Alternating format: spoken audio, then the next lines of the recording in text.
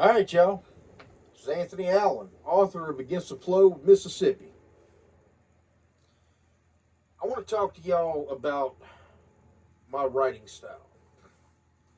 This, I hope, will be a guide for any of y'all who are looking to do basically what I've done. Again, watch my previous video. I'll tell you, I ain't made it rich. I mean, obviously not living a life of luxury here, but I do it to feel good. This is my writing style. This is what I do. The first thing you have to do is think about what you're going to do. Where do you want your story to go? What's the reason that you want to write this? I want to write a story about Bob. Bob had a dog. Bob and his dog were best friends. Bob's dog died. The end.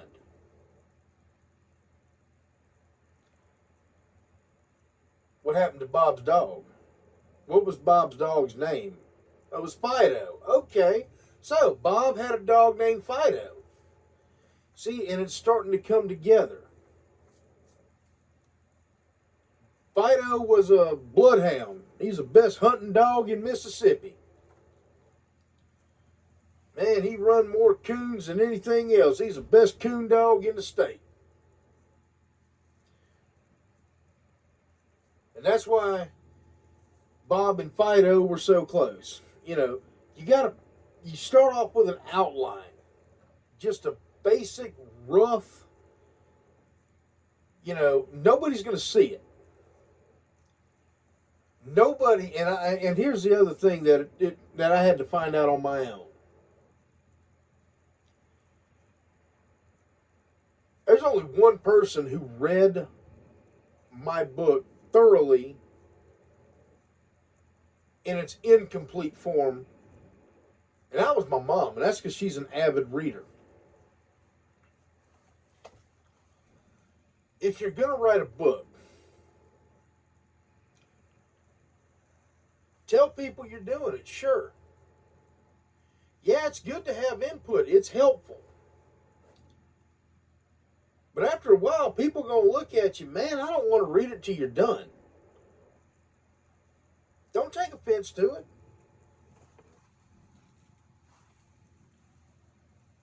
A tool that I have found that I use, and I wrote all my books using Microsoft Office 365. Every one of my books are Microsoft Office 365. They're on Word. Microsoft Office has a wonderful tool to where you can actually write it. And if you're not so sure where you want to be, play it back, read aloud. Yes, Microsoft Office will read you back your book. I like it for that.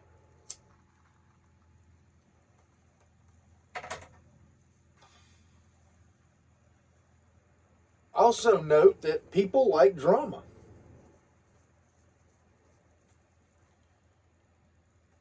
Bob and Joe were enemies. They were neighbors. They didn't like each other, and they got into a fight because Fido got out and killed one of Joe's chickens.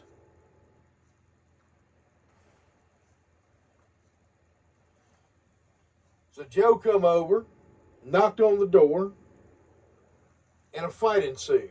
Well, expand on the fight. Did Bob just open the door and hit him? Were there words exchanged? You know, you have to expand on that. Whenever you're writing, what I like to do is I want to see I want to actually be able to close my eyes and see it in my head just as clear as if I'm standing on that porch with Bob, Joe, and Fido.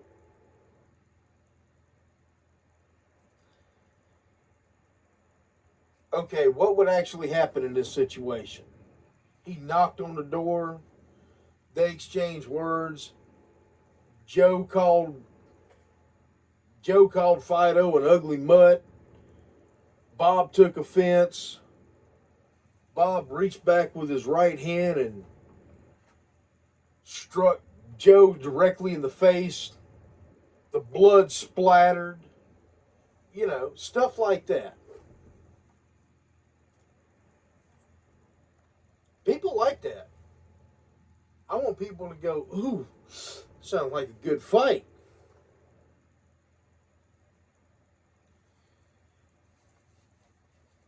After the fight was over, Joe got into his red F-150. He slammed the door of the old red pickup truck and rust flew off the bottom of the door. You know, draw the picture. What you want to do is, you know, I can take a camera and I can capture an image. And it takes one push of a button. If a picture is worth 1,000 words, then 1,000 words is worth a picture. That means it takes 1,000 words to make the picture. Was it sun shining? Was the yard out in front muddy from the torrential rains that happened? I mean, you know, draw the picture of what you're trying to convey.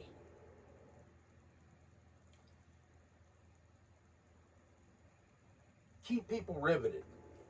Some things, sometimes using 7 words when 4 will do is not a bad thing when you're writing a book. You don't have to keep it concise. Draw the picture.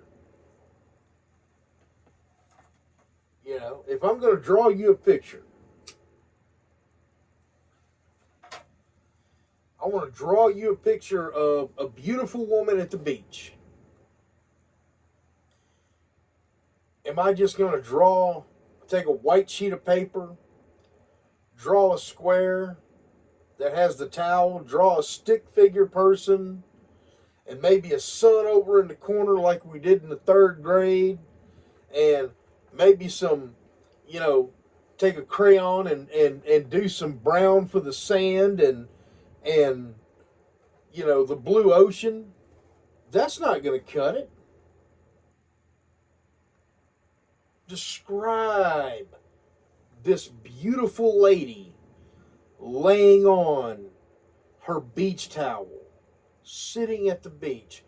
She picks up a Louis L'Amour novel and she opens it up. And guys are walking by and they're just staring at her luscious beauty. They're seeing the sweat drench on her towel. The drinks that the waiter is delivering are cold. She picks up a Long Island iced tea while the waves are crashing into the beach. Draw the picture out.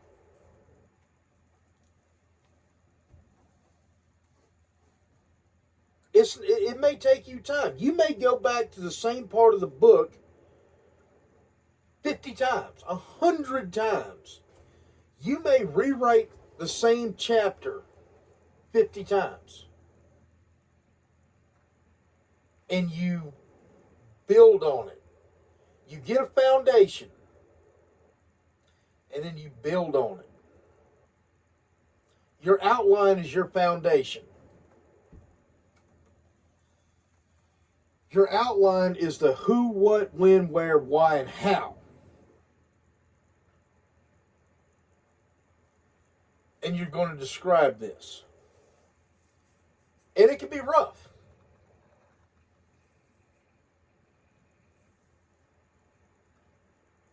But you build on it. And when you go to Microsoft Office and you click read aloud and you sit back with your eyes closed and you listen and you play the movie in your head, when you play that movie in your head and you can actually listen to the words coming out of your computer. Sorry, but the annoying computerized voice is just something you're just going to have to deal with. But if you close your eyes and you can listen to the words that you have typed and see the movie playing just like if you were watching it on the big screen, that's what you do. And if you see something in your head that you're listening to coming out of the computer, okay, well, I just cut from this and went to this. What happened in between? That's where you add. That's where you go, okay. I listened to my book, Against the Flow of Mississippi, play on Microsoft Office so many times before I actually published it, and rewrote so many different chapters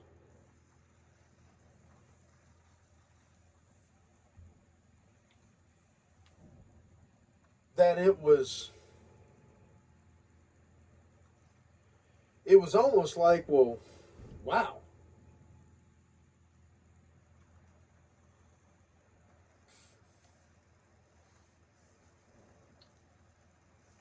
You've got to stay focused too.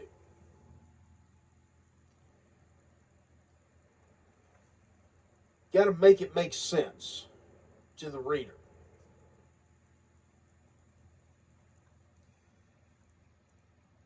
My other suggestion, read other people's books. Don't plagiarize. Don't plagiarize. But read somebody else's books. If you're writing a science fiction novel, read a science fiction novel first. See how they lay it out. Actually, to do this, listening to an audiobook instead of actually reading it might be a little bit better. Because in listening to the audiobook, you're listening to what they were typing, and you close your eyes and you see, can I see this happening?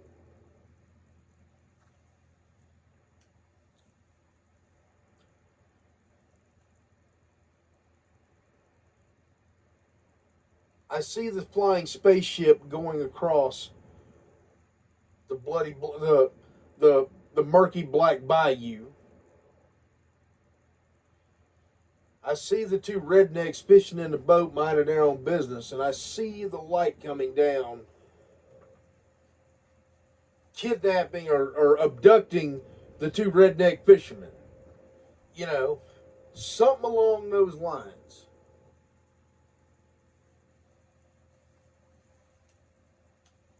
Draw the picture. Doesn't matter what you write. If you don't draw a picture, you're going to lose the audience. You're going to lose your readers. Sorry, I'm getting kind of tired. It's about 5 o'clock in the morning here, and, well, I'm up because I work night shift. I'm off tonight. What else am I going to do but sit here, clean house, and make videos and smoke cigarettes?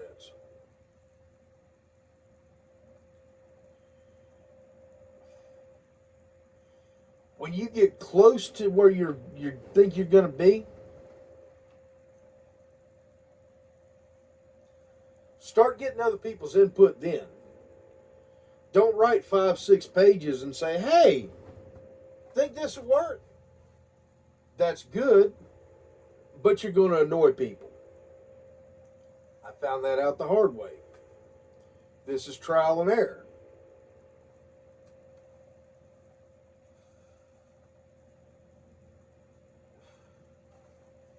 When you finish with your novel, my next video